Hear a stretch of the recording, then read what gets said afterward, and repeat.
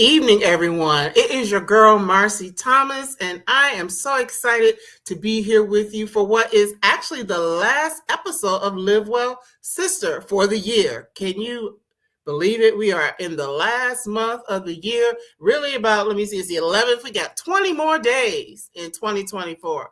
That is so hard to believe. As always, my grandfather used to say, 1 to 21 are the longest years of your life, and then everything after that just flies by. And this year definitely has proven that. So I am so excited to have you here for a conversation that's really going to help us to get inspired and motivated as we prepare to move into a new year, because who knows that, it's going to be challenges. We already know that just because it's life, and then other things that we don't want to talk about right now.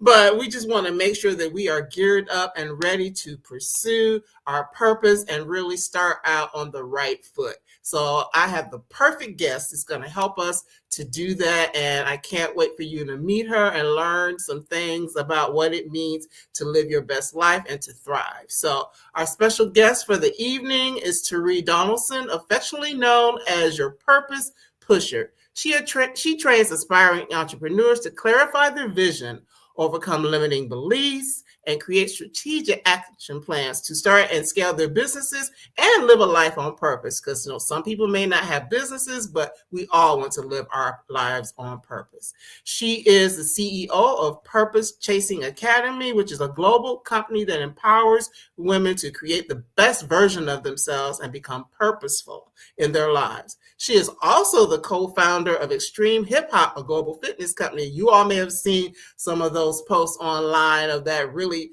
powerful of stepping. She is a co-founder of that company, Extreme Hip Hop.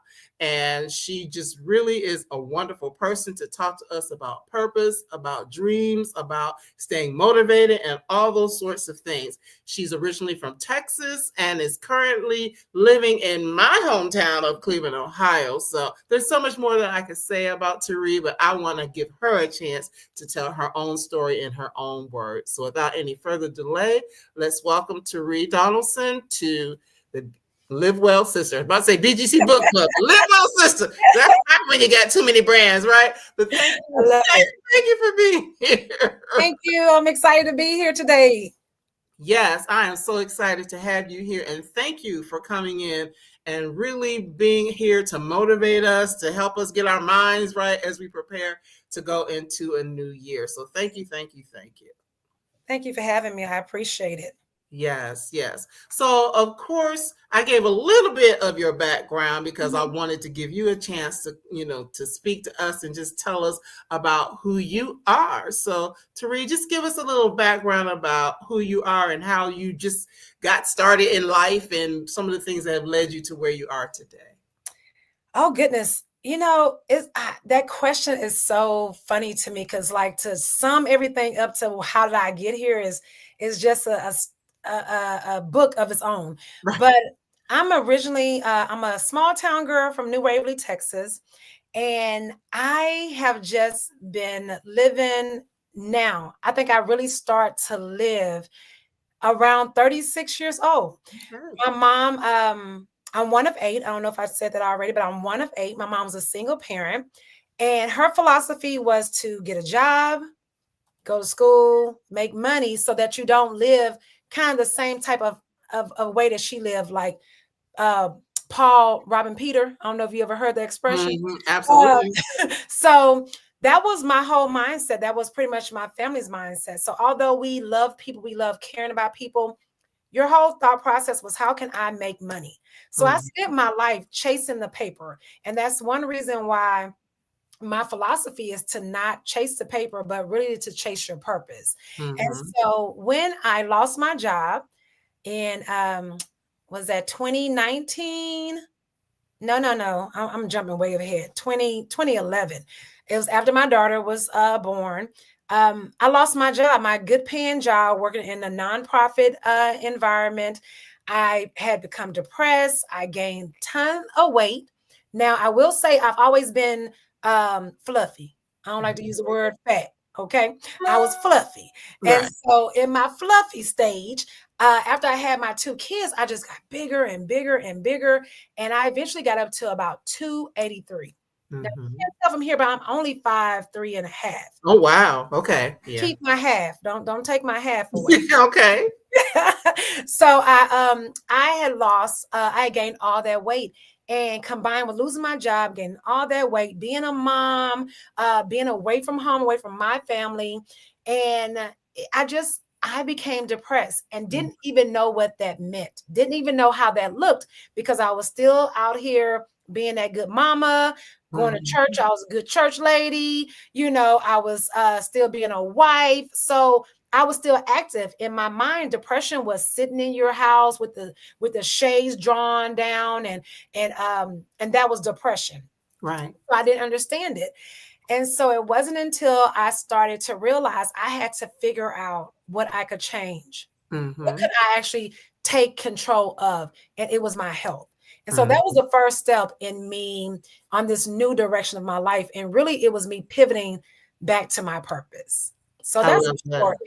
short version. I love that. I love that. And thank you for that. Cause I know that's kind of how do you tell a whole life in 5 minutes or Yes, less, right? yes. Right. But I just wanted to cause I want to dive in a little deeper to some of the things that you said, but that is just something because what you're talking about is common for so many of us.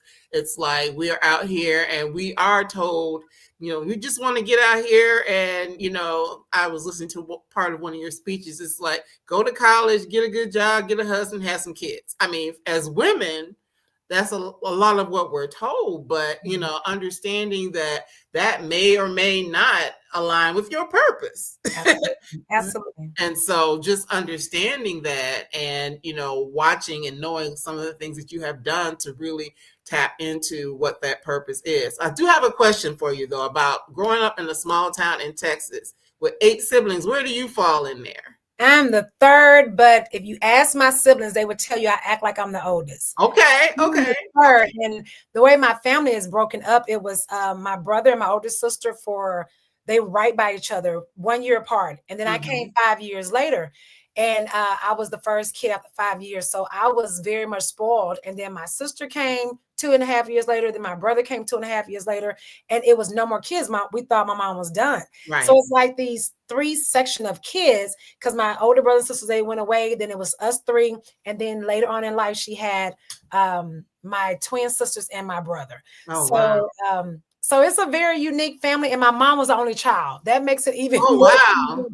So we Wow. didn't have uncles, we didn't have like cousins. So our family still is very much still a close-knit family, because it was just us all the time. My mama said, you crying about some friends, just go in your room, go in that room and go Friends. play with one of your siblings, them your friends. So Right, yeah, right. I'm the That's third. oh, wow, wow. So that means, and where you fell in there, you were like the oldest of that second group. Yes, yes, exactly. Wow. So growing up in a small town, as you mentioned, did that make you want to like do something bigger than what was in your town, or is that just something that kind of happened just because of other life changes, or did you always know that you wanted to do something different? I have always known that I was meant to do something different. Hmm. My mom would tell stories all my life that I never met a stranger. She said I would get on the bus, and by the time I got off the bus, I was like, bye. And they was like, bye, Tari, because I was talking to everybody on the bus. And I've been that way since I was younger. And the small town, which I didn't appreciate then, but in that small town, because we moved to New Waverly when I was about in the fourth grade. And Okay. so we lived next to another small town. So in Texas is so big. Like Right. there's That's true. the big cities like Houston, Dallas, those cities. And then there's a bunch of very small towns. So we moved from one small town, one bigger town, which is like 1,200 people, to Oh, a wow. town of about 900 people. Ooh. So I grew up in a town of 900 people. Oh, Um, wow. and so in that town, I just always felt like everybody knew everything. Everybody was Mhm. in your business, and you couldn't do nothing because your mama found out about it before you even got home. And so I always knew I wanted to do something different. What was unique is that we had teachers in that town. We had people in that town that even though they didn't want to leave, Mm-hmm. even though they loved their town, they always encouraged those who wanted something different or they saw something different in people. They encouraged us to do big things. So Mm-hmm. an example of that is my mom was, raising 8 kids. So we were in low income housing. I was able to attend a program called YOU, which is Youth Opportunity Unlimited. Mm-hmm. And this was an opportunity for kids who were low income to go to college when they were in the 10th grade, when they Oh, were going wow. to 10th grade. So that was my real first experience of the big life. I went to University of Mm-hmm. Texas for the entire summer. You Okay. were able to go to classes, you were able to get a job on the campus. And that was the point where I said, I am going to college. Although my mom went to like a junior college, my grandmother went to college, no one ever finished. And I said I was going to college. I was going to join a sorority because they was all around there. And I was going to find me an alpha male because that's the ones that was around. I thought they were so cute. But that really just it broadened my horizons. So although I went to a small town, I had the best of both worlds. So I don't know. That's a long answer, but Oh, no, that's great. I love it. I love it. I'm gonna talk. You got to do me like this. Oh, no, you're good, sis. Because I want you to talk. I want people to know some things about you because it's all in alignment with how you wound up, getting to a place of purpose. So, you mentioned being in a sorority, and you are a Delta Sigma Theta, so I am. and all of that. And I'm actually Sigma Gamma Rho, so. Okay, please. Yes, my mama is a Delta, but that's a whole different story for a different day. Yeah, we don't have to But talk. yes, so yeah, we'll talk about that separately. But yes, it's just I think that just shows a lot that oftentimes just exposure to different things because Absolutely. oftentimes people are, whether it's in their small town or whether it's a certain neighborhood. I mean, you're in Cleveland, you know that there's different neighborhoods and things like that. Having the opportunity to see or do something that goes beyond what's happening in your little corner of the world really does open up your mind and open up your horizons to what's possible. And I love that. I love that. Yeah. So now you mentioned that you had gone to college. Well, you didn't say this necessarily, but got married, had children, and then you wound up not working. So was it at that point when you weren't working that you realized that, hey, wait a minute, I've got this gift or I've got this other purpose within me that might be different from what I was doing in my day job? So no. What happened was so when I decided that, well, first of all, I always wanted to be the next Oprah. Okay, got it. So when I went to college, I really went for mass communications.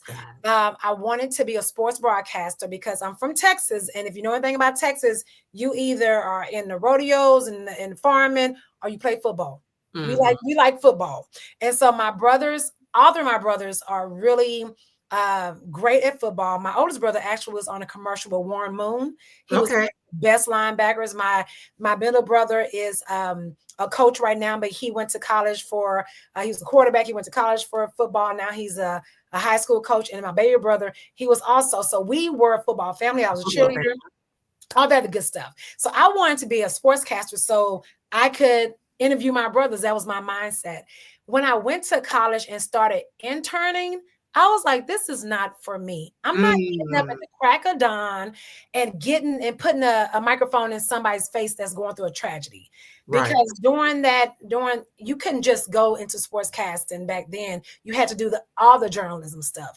And so I was young. I was just like, I'm not going to do that. I don't want to do that. And so I just did mass communications. So that led me to just to doing AmeriCorps, which is kind of like Peace Corps before America, and allowed me to travel because I didn't know exactly what I wanted to do yet. I wasn't grown. I just graduated from college, but I still didn't know what I wanted to do. And so I used AmeriCorps to travel because they paid for your traveling expenses. And so I went to nonprofit because, like I said, the core, my mom always instilled in us that we're in this world to help others. And if you're not making an impact, You know, she was always about she borrowed from Maya Angelou, but she said, you know, people won't remember everything you said, but they will remember how you made them feel. And so I lived Absolutely. my life like that. And so I went to the nonprofit field and kind of allowed circumstances to drive the paycheck, the jobs to drive where I was going, right? So I knew for a while I wasn't happy. That part. I loved helping people, but because I wasn't happy in what I was doing, I would burn out. I would be drained. I wasn't my authentic or my true self. And so when I lost my job, my mom, because the way I lost it was just, you know, I was on maternity leave and they told me I couldn't come. They couldn't afford to bring me back. After I built an organization up to where it was able to, you know, have different programs, have health care, but you know, God bless it. They're still going strong. But he set me down. And my mom said, you couldn't stand that job. Why are you so upset? You did not like that job. You were more happy when you were making $900 a month with Vista. You were excited about what you were doing. And I thought about that. It still didn't click to me yet that I needed to find my purpose. Right. I wasn't thinking in that lane quite yet. I was thinking, how am I going to support my family? You know, how am I going to be a better example for my kids? You know, how am I not going to be an embarrassment to my family because I was the first to go to college? I was the first to get a house, you know. Now I'm thinking about all those different things that has nothing to do with my purpose. And so when I decided to just focus on what I could, I got a job where, you know, I was making decent money, working with kids, but these kids is different. So I had to hear them get about that position. Okay. It was different in the school system. So I said, this ain't for me, Lord, please rise. I need you to take me up out of here. But I started working on my body.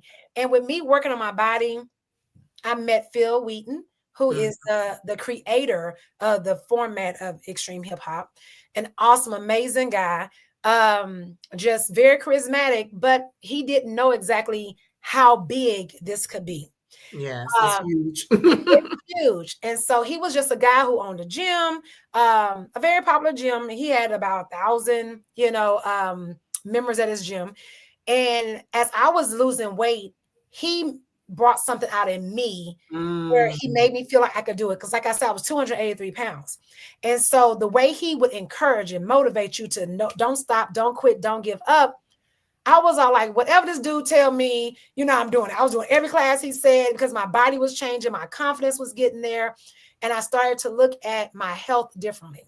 So with me doing that, other things opened up for me. Right. And as me and Phil started communicating, I didn't realize what I was doing, but I started to talk to him, started encouraging him like, Phil, you really have something here. You really could do some things. We started talking about his life.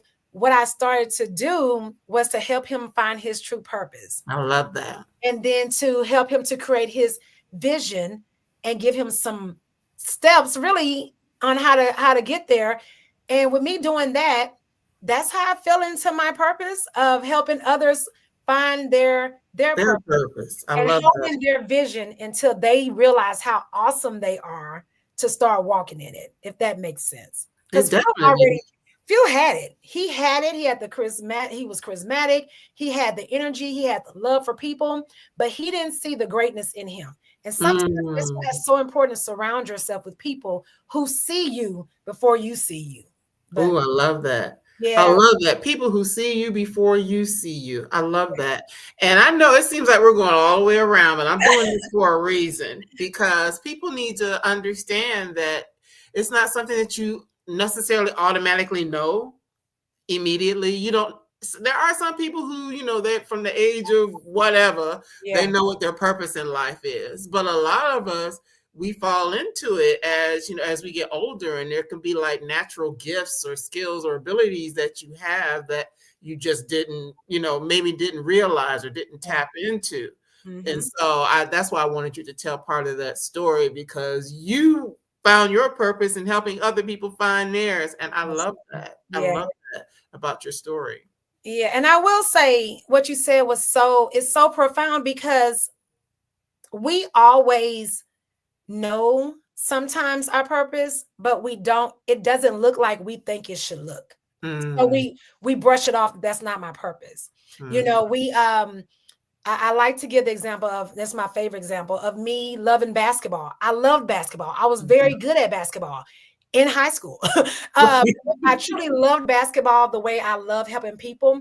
I could figure out a way to stay with basketball. I would just have to package my love for basketball with my skill sets and figure out how I can profit from it if I wanted to. So I could have been I could have stayed in sports casting. I could have been helped out with like training, like the medical training. I could have still stayed within what I love to do, what I'm passionate about. It's just that sometimes, because it doesn't look like the way we think it's supposed to look, we just dismiss it that that's not my purpose, because that I can't do that way.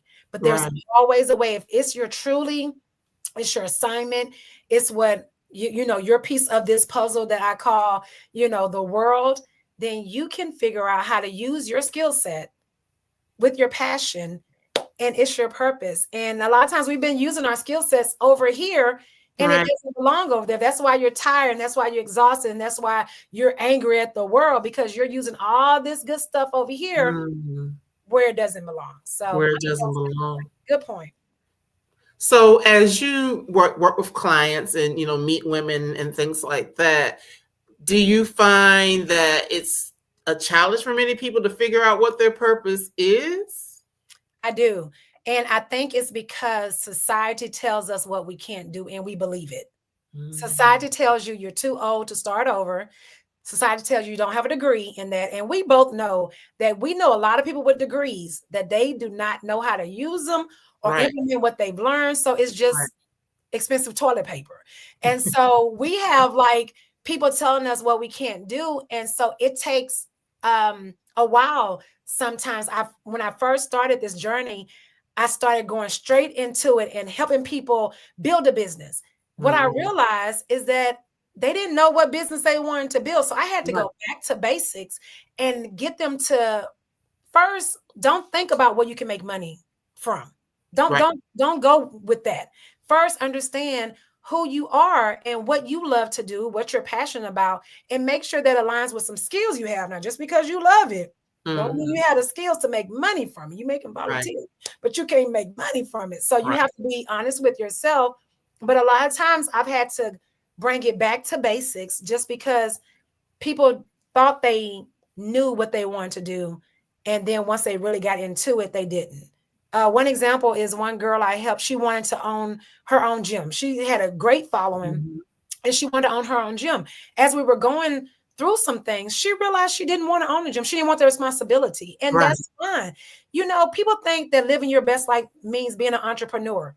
Somebody got to help in the kitchen. The restaurant has to have cooks. They have to have hostess. Like, find where you fit. And you can be a millionaire when you find where you fit. You can make money from, there are 10-year-old millionaires right now, just on TikTok, just talking and doing stuff. Like, you just need to figure out what you love to do and figure out how to package that thing. Figure it out. And I find just in different people that I talk to, you have to silence the voices, because a lot of times there are other people trying to tell you what it should be. Absolutely. Absolutely. And I like to, and I'll go back to surrounding yourself with people that are on the same level or are on a higher level or understand what you're trying to do. We have people in our lives for different reasons. You need to figure out what box they belong in. But one thing I will say is to never complain down. You always complain up. When you're having issues about stuff, when you complain down that you don't like your job, that you're not living your purpose, this is not the vision for your life.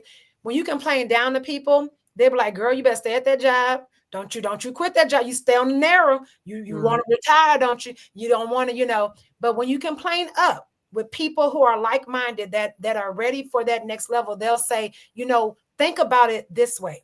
Or talk to so-and-so. Or when I went through this, these are the challenges I had. That's the one of the biggest tips I can give people: always complain up. Don't complain down, because those people want you to be down there. They want you to be with them.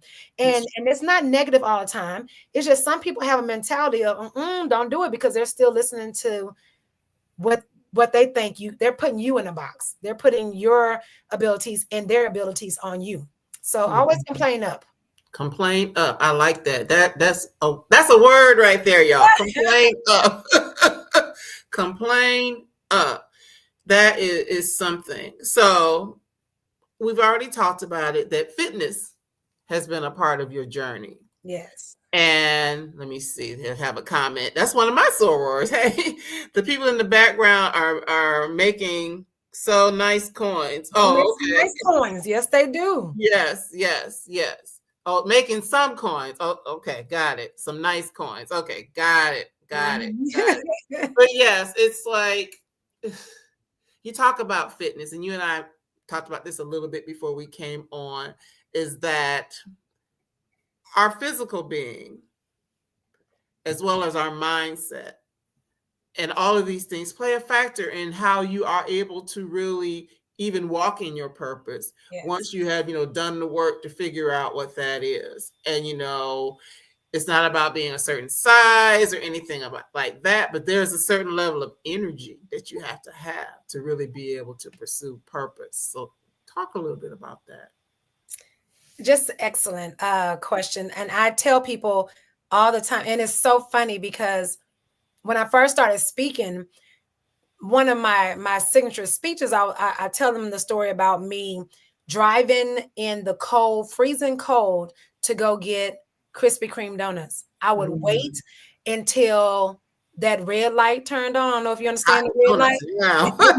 Donuts was coming out, and I would wait there until that light comes on. I would go in that line, order a dozen lemon-filled donuts. And before I got home, I had engulfed 6 of them. I was like literally killing myself slowly.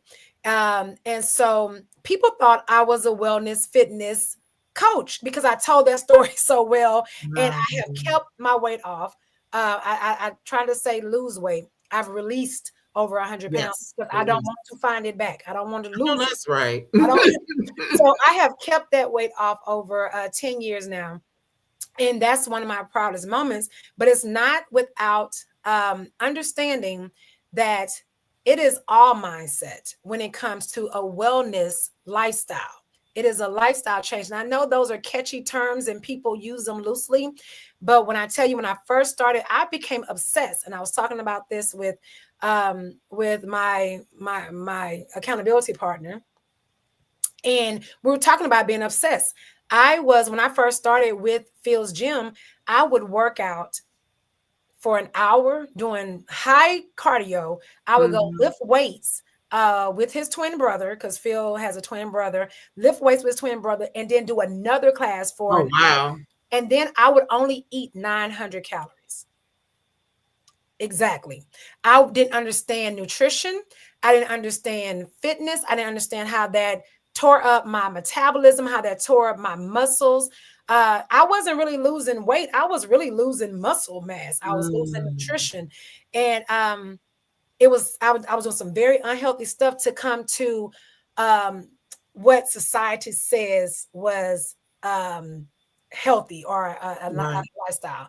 So I had to really get my mindset right around why I wanted to lose weight, why I wanted to be healthy, why I wanted to stay healthy. Many times people start to eat right when they want to lose weight for a party, for a birthday. Right. Once you start doing stuff and get into that cycle of trying to lose weight for certain things, that's the wrong mindset to have.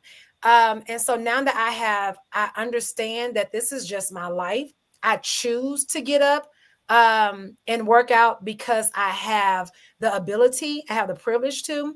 Once I realize that I can't tell anybody to live out your best life when I can barely breathe walking, that I am an example of what I'm trying to preach.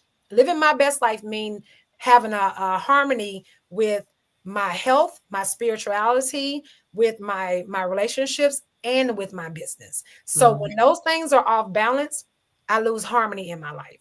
So I get up and I make sure I read my Bible. I make sure I get my physical health in. I make sure I check with people that I love, and I make sure I work on my business. Now, sometimes will my kids have priority? Absolutely. But I Right. keep a harmony, not a balance, because nothing's ever going to be balanced, but it's Right. harmony. And so having those 4 different areas in my life in harmony keeps me where I am thriving. And so wellness is just part of my life. I don't look at it as weight loss, or I look at it as having a wellness vision and keeping that in the forefront when I live my life. All right. I love that. And it is important to balance all those, because I don't know if you saw at the beginning the stuff with Live Well Sister, Mhm. the tenets that I believe in with that. And I'm a work in progress, That's as right. we all are a work in progress. Yeah. But it is something that, it's the spirit, it's how you're taking care of yourself. It's your relationships. Your purpose. Purpose is one of the words in there, purpose/career. How's your money looking? That's right. Are you serving others? Do you have space for fun and good times in your life? So all of those things are a part of it. And so that's why I wanted you to talk about that, because sometimes people might think, oh, this other thing isn't important. Or we hear these things about, this grind culture where people, maybe they're not resting or they're not making time for things that, are good for their bodies, because they're so busy trying to pursue this purpose or make this money or whatever the case may be. And they're neglecting their physical bodies. Yeah, yeah. And we will do that. And that's why it's so important. I talk, and I give a lot of I do a lot of talking on Facebook, Instagram, TikTok, and you have to include rest. I know we was talking about this earlier when we talked last week. You caught me slipping in the bed, because look at here, I'm from Texas, and when it snows, I do not want to leave this house for like the first week. It is so cold to me. I still have Texan blood running through. It's not thick enough, and so I realized I blamed it on that, but really I had been really busy. God has been blessing me. I've been very productive. I've had speaking engagements. I've released my first solo book, and I've been doing a lot of coaching. It's just been a lot of things going on that God's been blessing me with. And I think that sometimes when we don't put that in our schedule, he'll put it in your schedule for you. And so I think I needed that time to just reset and relax, because I went on vacation, and we do that quite often. My boyfriend will go cruise for a week. I need a vacation after the cruise. Like, I'm exhausted after the vacation. So you just have to make sure that you are keeping all that in mind, and it's okay to rest. I know like you said, it's the grind nation, and you got to grind and grind. Yeah, grind on that rest too. Don't do that. Yeah. And whatever that means for you, I love getting my feet done, but sometimes that's just maintenance. That's not really rest. Because while I'm sitting there, I'm on the phone, and my nail person will say, put your phone down. And I was like, no, he was like, no, just put your phone down. Just what you ain't gonna be here 30 minutes, put your phone down. And sometimes you just need people to remind you, like, it's okay not to have that phone in your hand. Just rest. And spending time with loved ones, and reading a book, whatever rest means for you. And sometimes rest is getting away, because somebody was saying, you're going to do some work while you're on the cruise. I said, absolutely. I don't have any kids around. I don't have anybody asking me for anything. So I'm going to spend this time to kind of reset and think about what I want to do next year. So whatever rest means for you, don't let society tell you what rest is. That's probably the main key. Let society tell us what we need to be doing and how we should be doing it. Yeah. So rest is so important. And I try to take advantage of that all the time, especially now that my kids are teenagers. I try to do it all the time. That's good. That is good. And it's so important. Now, you mentioned it and I popped it up there right quick. Extreme Vision. Yeah. That is your book. So congratulations Thank you. that. And so I know you do a lot of work with coaching. You do a lot of speaking and things like that. What was it that led you to want to write the book, Extreme Vision? Oh, that's a good question. I haven't gotten asked yet. I think it really was, people were asking me to help them. And when people first started asking me to help them, I admit, I said, no, I can't. I don't have time to do it. But really, I was scared to be vulnerable, to do something I didn't really believe in myself quite yet that I can do for other people what I was doing for Phil.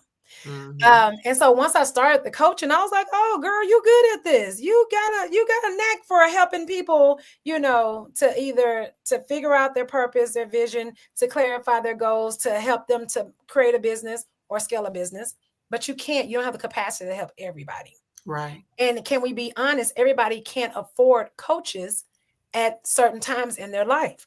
So to me, this book is an opportunity for people to have access to me that can't necessarily get into my programs or can't at this time, which I always pray people can find the resources to afford coaches or understand that you are worth the investment.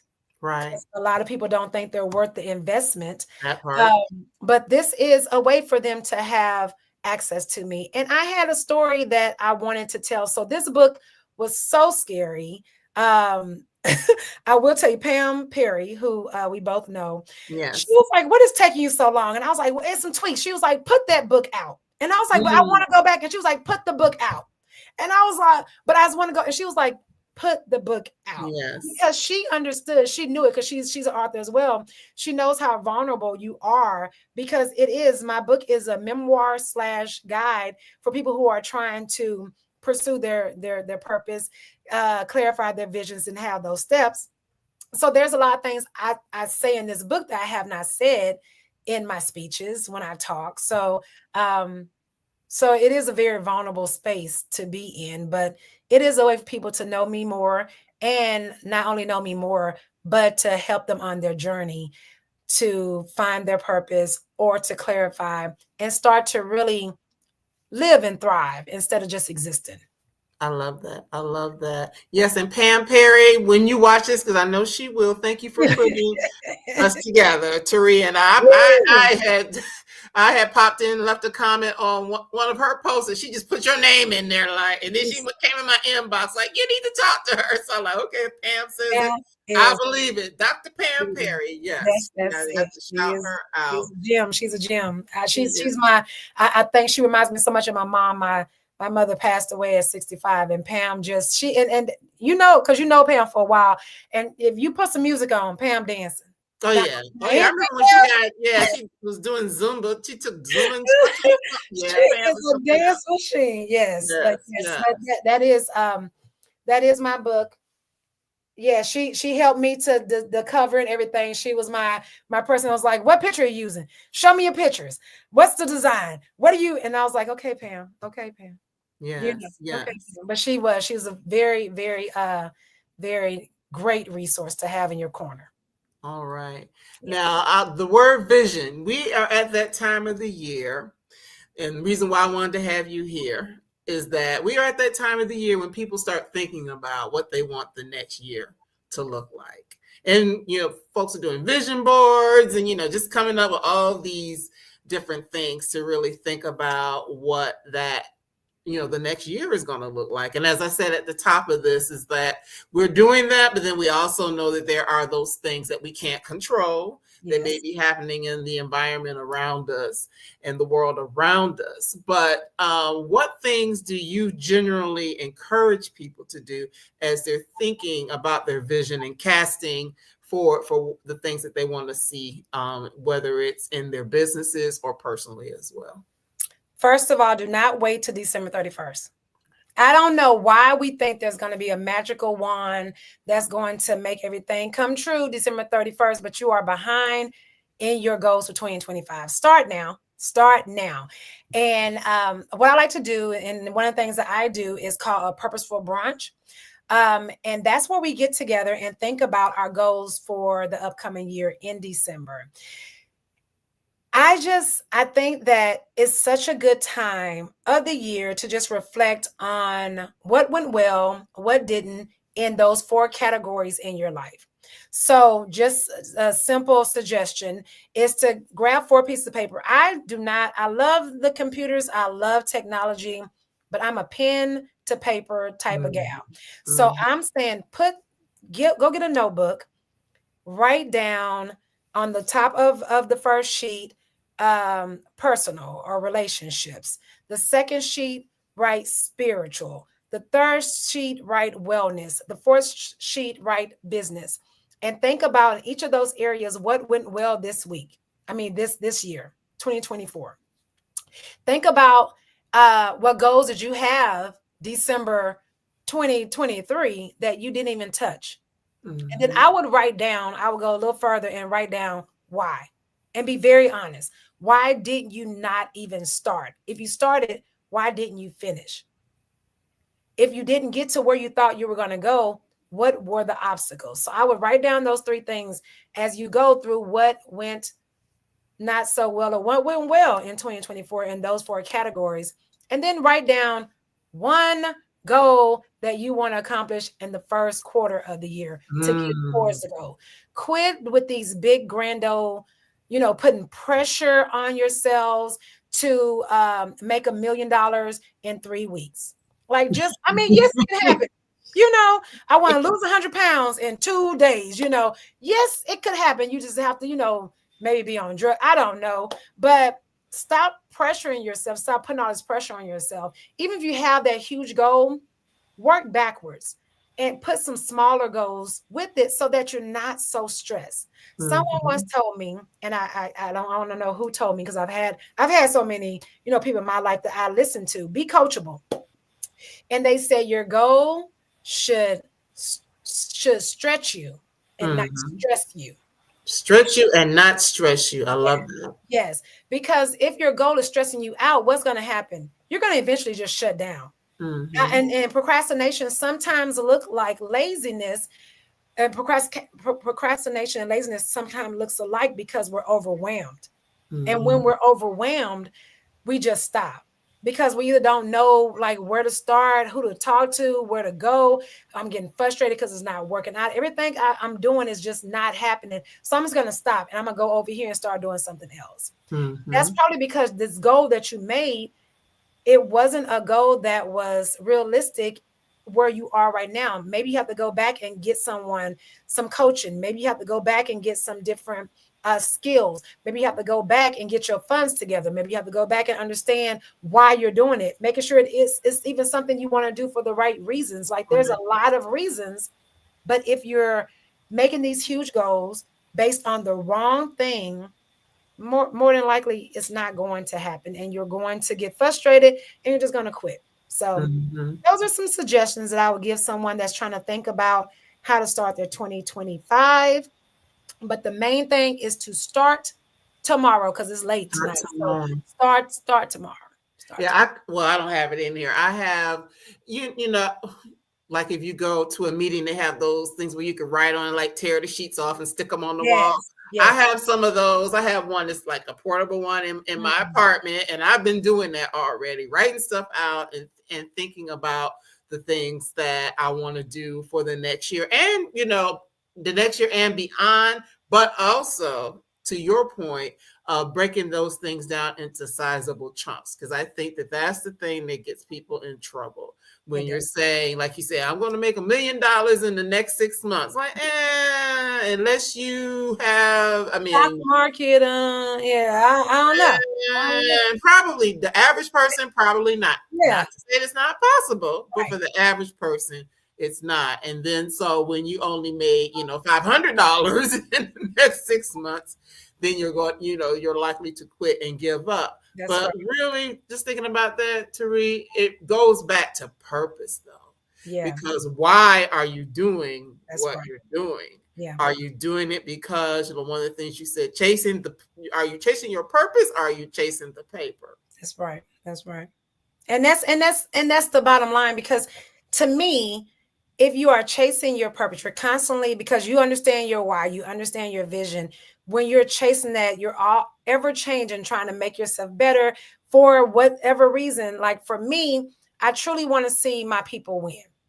I see, and I work mostly with women. I do, of course, you have men that come in, but what I noticed is that there was tons of women who were in the fitness arena, but they were not in leadership roles. And I'm like, why? And it was really because they didn't understand the game.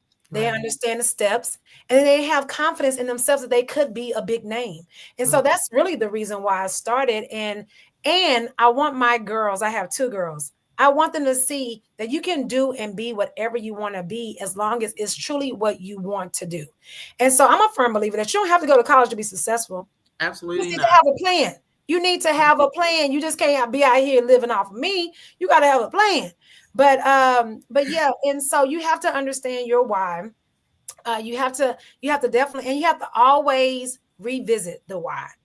A lot of times people have their vision, they write it down. And I love vision boards. People don't come at me when I say this. Just don't put that vision board. Don't make all pretty. You got glitter, you got all this other stuff, and just stick it on your wall. That vision board don't get looked at till December 25th, 26th, and you're like, oh, I did want that Range Rover. You ain't did nothing to get that Range Rover. You just put different stuff on a board. You need to take that stuff off of that board and write down the steps that you need to take in order to get to that vision. A vision board is very pretty. I will give y'all that. But a vision board without some strategic action steps is just a dream. And the richest place in this world is the graveyard, because so many people go to their grave with their dreams. You have got to stop just putting stuff on your wall and start putting down some action steps and then putting some execution behind those steps. It's so funny that you say that, because I have not done an actual vision board in a year. It's more like what I was talking about, those tear-off sheets. And, I do like to put things in a journal, stuff like that. I haven't done a board in a while, but years ago, actually it was when I lived in Detroit, I had a board. That board, it was like 5 boards. Oh, it had all this stuff on it. Beautiful. Like it was like art, like a collage. It'd be beautiful. It took up a wall in my apartment. And when I think about it, did I do any of that stuff? Like, not really. But it was nice to look at, and see all these words that inspired me and those sorts of things. But I really did not do those things then. But I tell you what, a lot of that stuff is really starting to happen now, because it was on that board and it didn't, wasn't, really whatever it is. But in the last, several years, I've been doing work and putting in work. Yes. And that makes the difference. Yes. And seeing some of those things start to actually come to fruition. It might have been on a board, a crazy big board, 20 years ago. That's right. Mm-hmm. But I get it. And I love vision boards. And I think that visualization, when I talk about that too, is good for you to have, that car that you want. But the key, like you said, is to write down, how am I going to get to it? Just don't put that picture up there. Start working on, how can I get it? Because you can. And I think sometimes we do these vision boards and they're like, it's not touchable. It's not something that I can actually obtain. I'm just going with the flow and putting all my wildest dreams. No, these dreams can be reality, but you have to do the work. Nobody's coming to save you. Nobody. Right. Nobody. You have to put in your own work, and you can't get mad at people for not giving you stuff. As much as we complain about America and we got all this stuff going on right now, this is the only country that you can make some stuff happen if you truly want to. You can't blame nobody else. It's too many examples of getting it. So you can't give it all to them. You got to put the work in, and nobody's coming to save you. You got to save yourself and start putting in the work. Putting in the work. I love that. And, you touched on it a little bit earlier, realizing that it's not necessarily about what you went to school for, if you went to school, whatever the case may be, because you'll look at the things that you're doing. It's not necessarily what you went to school for. No. Me sitting here talking to you, it is not, I did not go to school for journalism, or broadcasting or anything like that. I went to school for business. Oh. But I always knew from a young age a little bit about purpose. From a young age, I knew that I wanted to do something that celebrated Black women and supported Black women. So that has been consistent. Yeah. It's just for many years, I was doing other things because it was more about making the money than it was really fulfilling a purpose. And now I'm able to, in this way, and, my day job as well, because I do have one, I'm actually serving the community that I want to serve. So I think that's the other thing. Just if you have a purpose and to not get discouraged. Yeah. Yeah. I agree. And it's going to take you keeping your vision in line.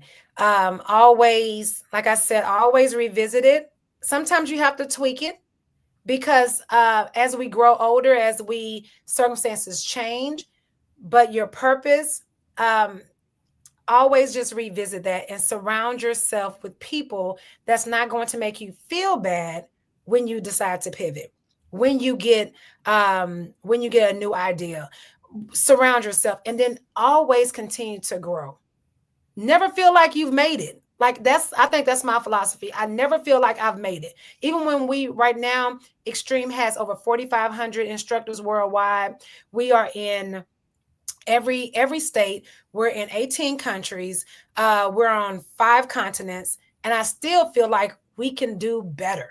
We can grow. Like I'm never satisfied with, I'm satisfied. I have joy, but I always know that we can reach more people. Extremes to me is reaching more people, helping them to get healthy, helping them to live, to enjoy fitness, because it shouldn't feel like work.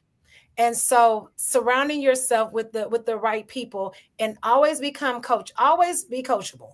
Always surround yourself with someone who knows a little bit or a lot more than you. Right. Stay in rooms, stay connected, get out of your comfort zone. This year I was intentional, was one of my things that in 2023, I decided to do in 2024 was be intentional about being in different rooms and different spaces of people who don't necessarily look like me, my age, my race, my, gender. I've intentionally gotten to spaces that were different. I got uncomfortable because comfortableness does not help you to grow. That's true.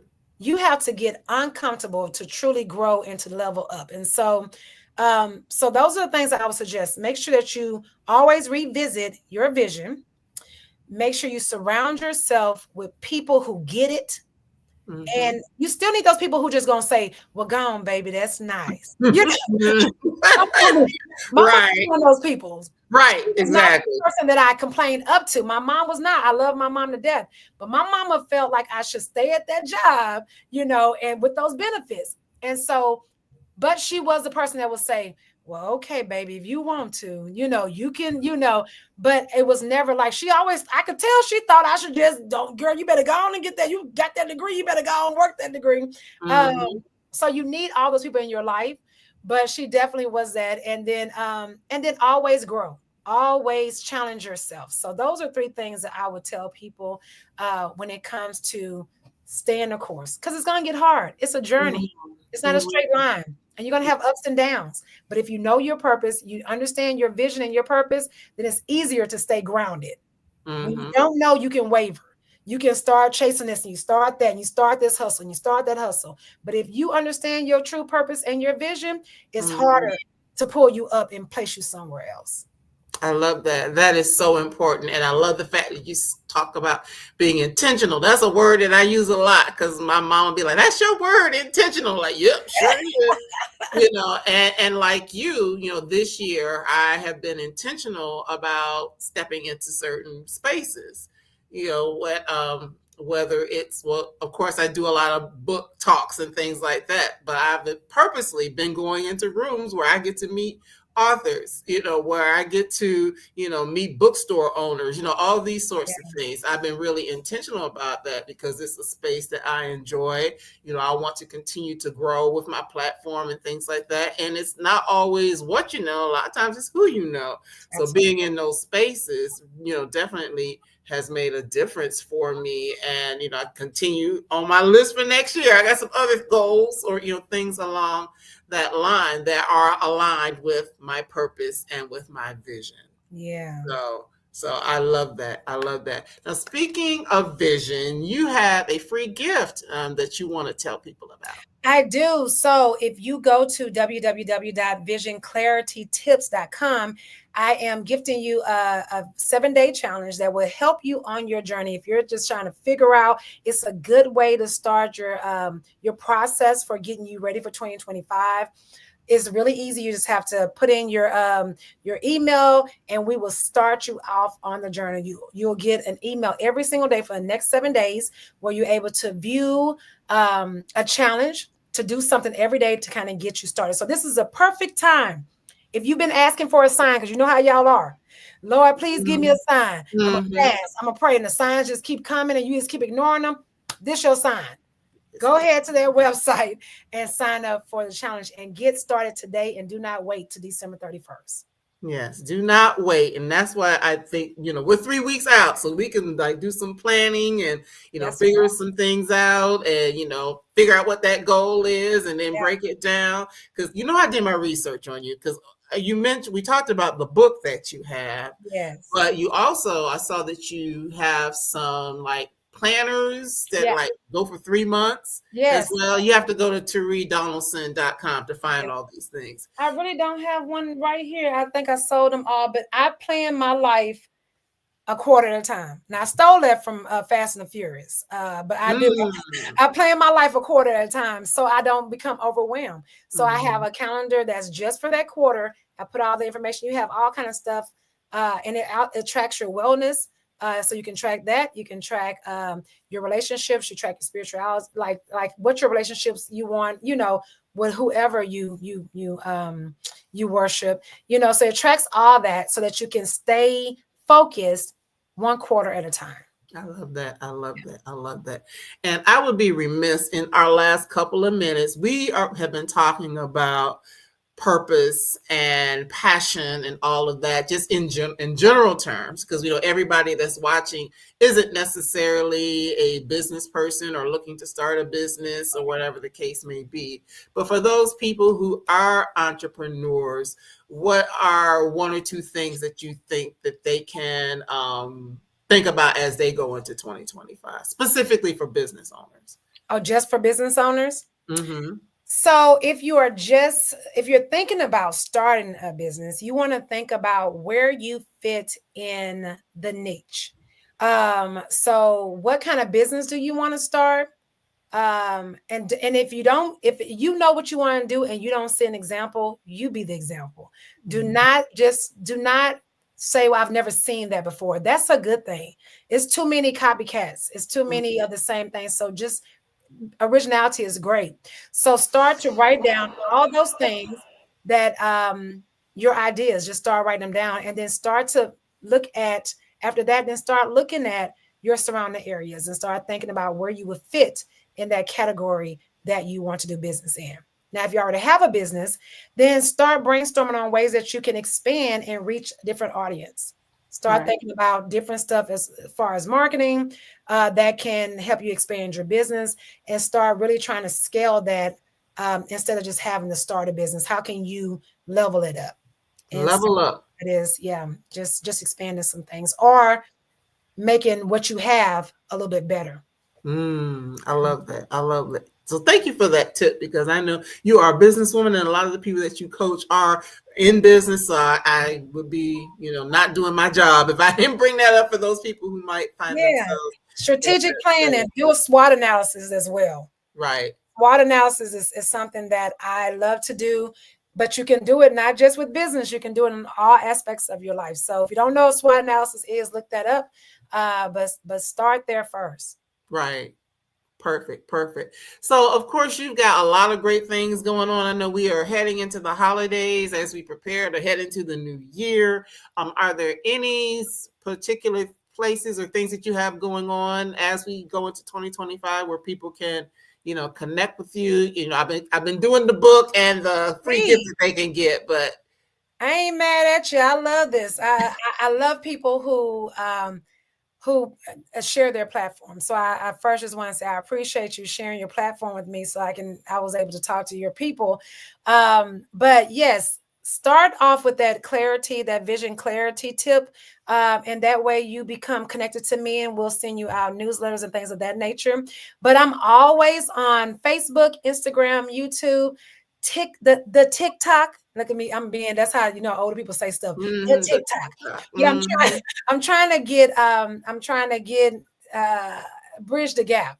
And so you can find me on those different platforms as well. I'm finishing out the year. I'm going to do a virtual event where it's the purpose of brunch. I'm doing it virtual this year instead of doing it at a restaurant so that more people can do it that's not in Cleveland area. So just check me out, stay connected, and you'll see that coming up soon. Perfect. I love it. I love it. Well, Tari, thank you again for being here. First time, but I'm sure it will not be the last time because Yay. you have some good stuff for us, to help us get clear on our purpose, thinking about our vision and just all these wonderful and our fitness, because that's important. And that's why I definitely wanted to bring that up, because it's all those things work together for the good, for your good. That's right. Come on now. All those things work together for your good. So thank you so much for your time. I appreciate you. And I'm going to let you grab some water, whatever the case may be. And then I'm going to come say goodnight to you. So, okay, wonderful. Thank you so much. I enjoyed it. Yes, it's been a lot of fun. Thank you. Thank you. All right. Well, that was such a pleasure to have Tari with us. And yes, again, I'm going to put up that go ahead and get those vision clarity, that go to www.visionclaritytips to help clarify your vision and, goals and things like that for the upcoming year and beyond, of course, because, we might start now and finish it up later, but this is just a way to have you think about it if you've never really thought about what that looks like. And then also, of course, a copy of her book, Extreme Vision, which you can get if you go to her website, which has been scrolling at the bottom as well. So this is it, everybody, for 2024. I really look forward to seeing you all again in 2025 with more great guests for Live Well Sister. In this space, we are all about, our spirit, our relationships, our wellness, our money, all these wonderful things. So I wish all of you all a great holiday season, and I look forward to seeing you next year. But before that, next week, if you're watching this within the next few days, today is December the 11th. On December the 18th, there will not be a Live Well Sister episode, but it will actually be a bonus episode of BGC Book Club, where I will do a end of year wrap up in terms of books and the best books by Black women over the course of this year, as well as some other highlights of 2024 as we finish out the year. So be on the lookout for that next week. And that will be the official close of Brown Girl Collective's year. So thanks again to everyone for being here. For those who are watching in the replay, I appreciate you as well. And we look forward to seeing you again in 2025. And until then, please, as always, continue to live well. Take good care. Bye-bye.